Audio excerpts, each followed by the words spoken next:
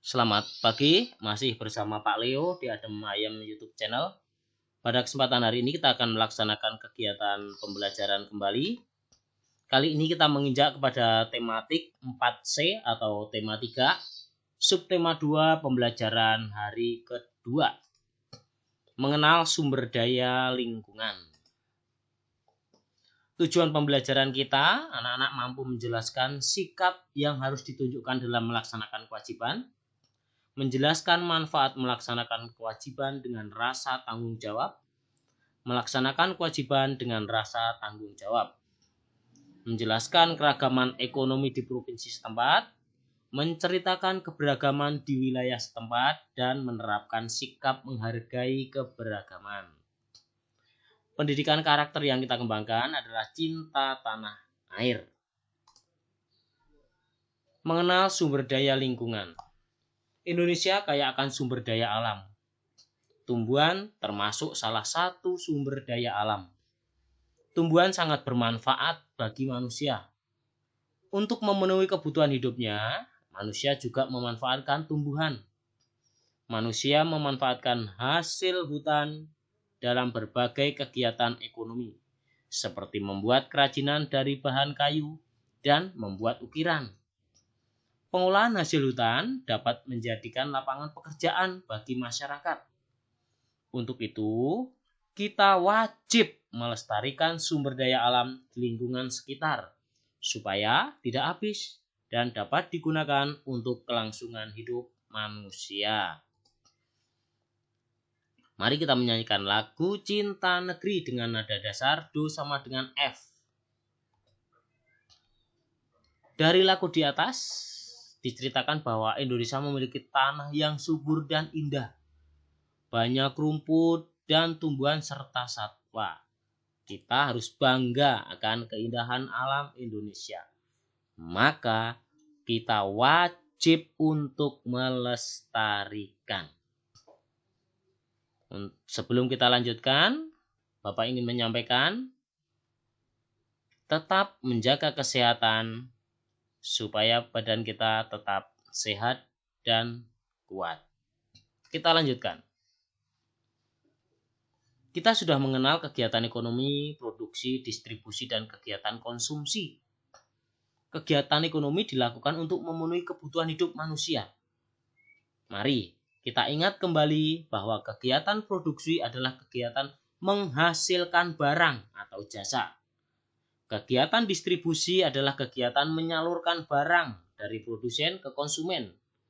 Sedangkan kegiatan konsumsi adalah kegiatan manusia untuk memanfaatkan barang maupun jasa dalam memenuhi kebutuhan hidupnya.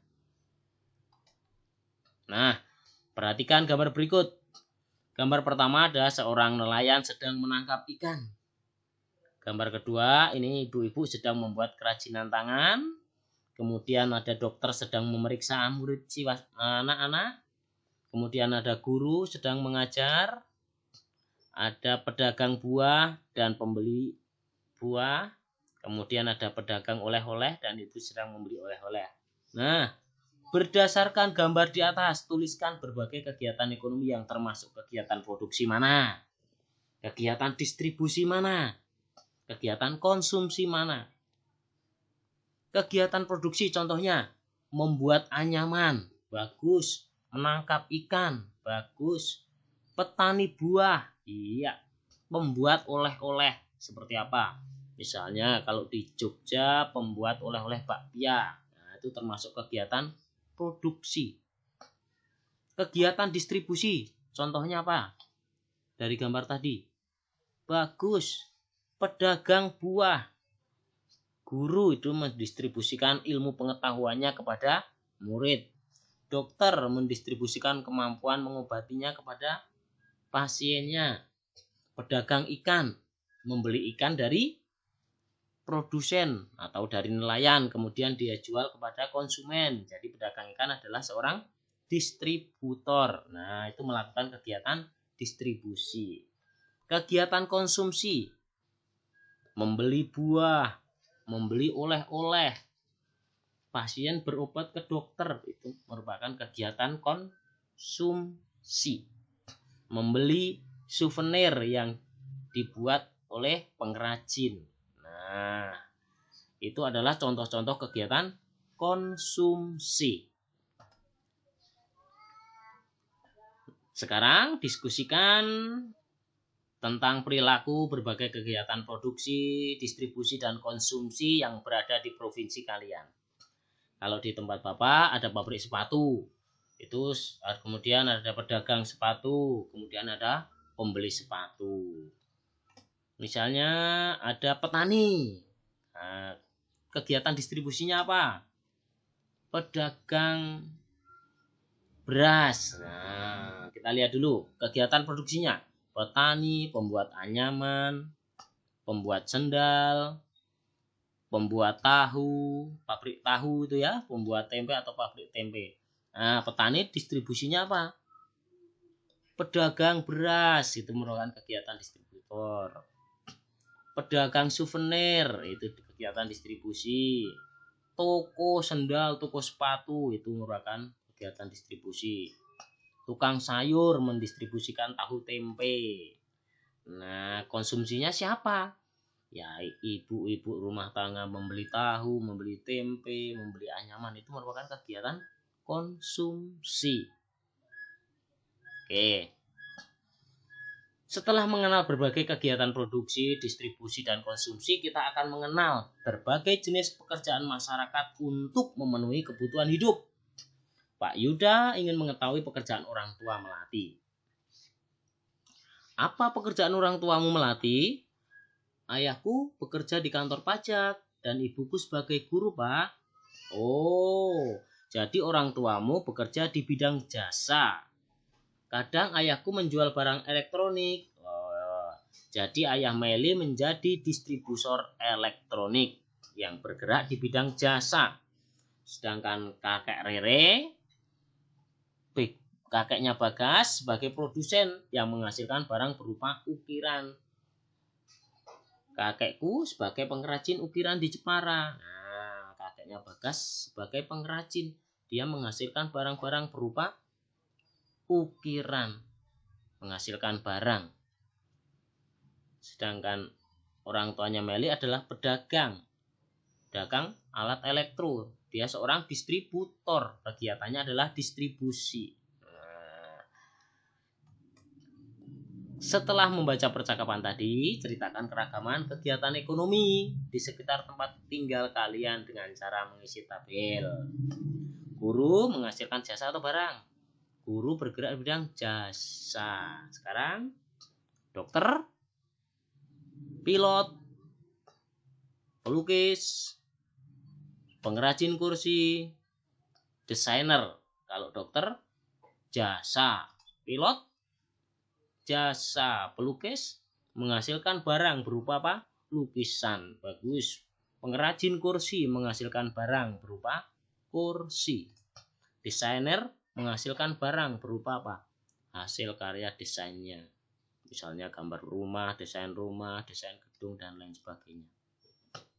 Oke. Masyarakat memiliki berbagai jenis pekerjaan.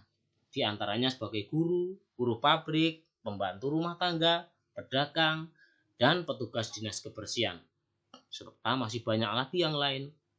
Setiap orang yang bekerja mempunyai tujuan yang sama, yaitu untuk mencukupi kebutuhan hidupnya. Sehingga kita harus saling menghargai.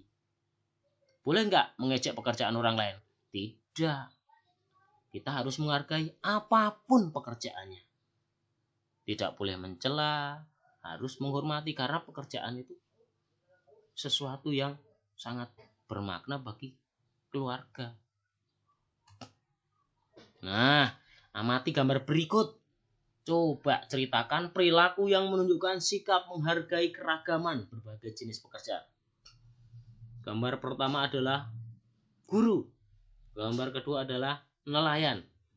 Gambar ketiga adalah pembantu rumah tangga atau koki ibu. Gambar keempat adalah grip, tukang ojek. Nah, tuliskan sikap atau cara menghargai pekerjaan orang lain dalam tabel berikut. Dokter, mematuhi nasihatnya.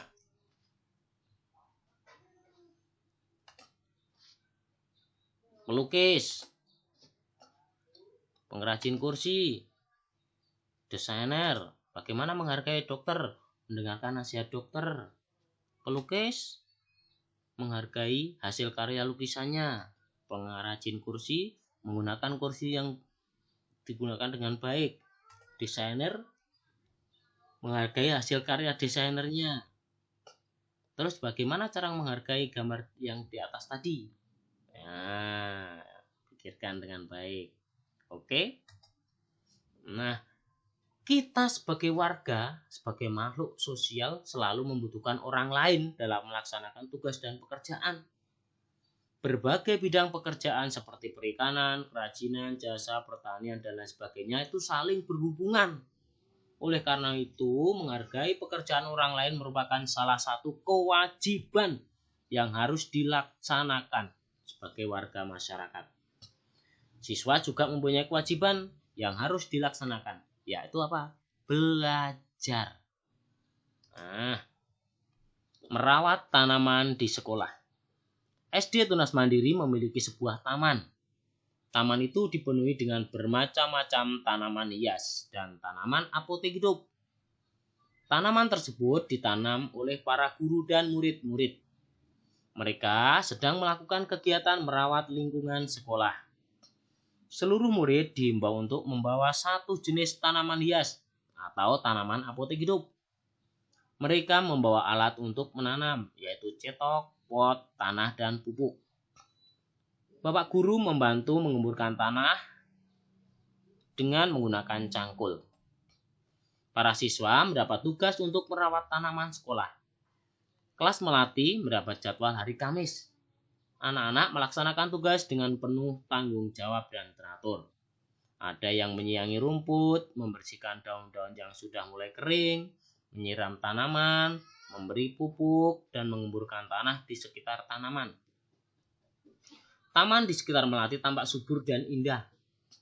Lingkungan sekolah menjadi sejuk dan suasana belajar menjadi nyaman. Anak-anak menikmati keindahan taman saat beristirahat. Mereka sangat senang karena mendapat menikmati hasil yang mereka kerjakan. Siapa yang menanam tanaman di taman sekolah? Yang menanam tanaman di taman sekolah adalah para guru dan murid. Tanaman saja, apa saja yang ditanam? Tanaman apotek hidup dan hiasan. Kapan kelas Melati mendapat tugas merawat tanaman? Kelas Melati mendapat tugas merawat tanaman pada hari Kamis. Mengapa tanaman menjadi subur dan indah? Karena dirawat, disiram, diberi pupuk, dan dikemburkan tanahnya. Apa yang akan terjadi jika Melati dan teman-teman tidak melaksanakan kewajiban dengan rasa tanggung jawab? Tanaman akan rusak, bahkan bisa mati. Iya. Berdasarkan cerita di atas, sikap yang ditunjukkan saat melaksanakan kewajiban adalah dengan tanggung jawab, saling menghargai, disiplin, dan bekerja sama. Manfaat melaksanakan kewajiban dengan penuh tanggung jawab adalah lingkungan menjadi indah, sejuk, dan suasana belajar menjadi nyaman. Yuk, diskusikan di dalam kelompokmu. Apa saja kewajiban kalian sebagai warga sekolah? Menjaga dan memelihara lingkungan sekolah. Apa saja yang kalian lakukan untuk menjaga kebersihan lingkungan sekolah? Membersihkan setiap hari. Apa yang kalian lakukan untuk merawat tanaman di lingkungan sekolahmu? Menyiram setiap hari. Menyiram tanaman tentunya ya. Apa saja manfaat yang kalian peroleh setelah melaksanakan kewajiban dengan tanggung jawab? Lingkungan menjadi asri, sejuk, dan subur. Apa akibatnya jika tidak melaksanakan kewajiban dengan tanggung jawab? Lingkungan sekolah menjadi kotor, gersang, rusak, dan tidak terawat. Nah, kegiatan ekonomi terdiri dari kegiatan produksi, distribusi, dan konsumsi. Cara menghargai berbagai pekerjaan antara lain mematuhi nasihat dokter, tidak membuang sampah di jalan, membantu pekerjaan pembantu rumah tangga, memperhatikan guru yang sedang mengajar, menghormati dokter, dan lain masih banyak lagi. Sikap yang ditunjukkan saat melaksanakan kewajiban, tanggung jawab, saling menghargai, disiplin, dan bekerja sama. Manfaat melaksanakan kewajiban dengan penuh tanggung jawab adalah lingkungan menjadi sejuk, indah, suasana belajar menjadi nyaman. Nah, apa yang kamu lakukan? Apakah kamu sudah bersyukur atas orang-orang di sekitar kamu? Apakah kamu sudah bertanggung jawab dalam melaksanakan kewajiban? Apakah kamu sudah menghargai pekerjaan orang lain? Sebagai bentuk rasa syukur atas orang-orang yang telah mencintai saya, maka saya akan menghargai pekerjaan orang lain dengan cara belajar bersama orang tuamu. Berkunjunglah ke salah satu kegiatan ekonomi di sekitar rumahmu. Amatilah dan lakukan wawancara sesuai dengan pertanyaan berikut ini. Terima kasih. Masih tetap bersama Pak Leo di Adem Ayem YouTube channel. Yang belum subscribe, silahkan subscribe. Yang sudah subscribe, tetap ikuti di Adem Ayem YouTube channel. Tetap semangat dan menjaga kesehatan.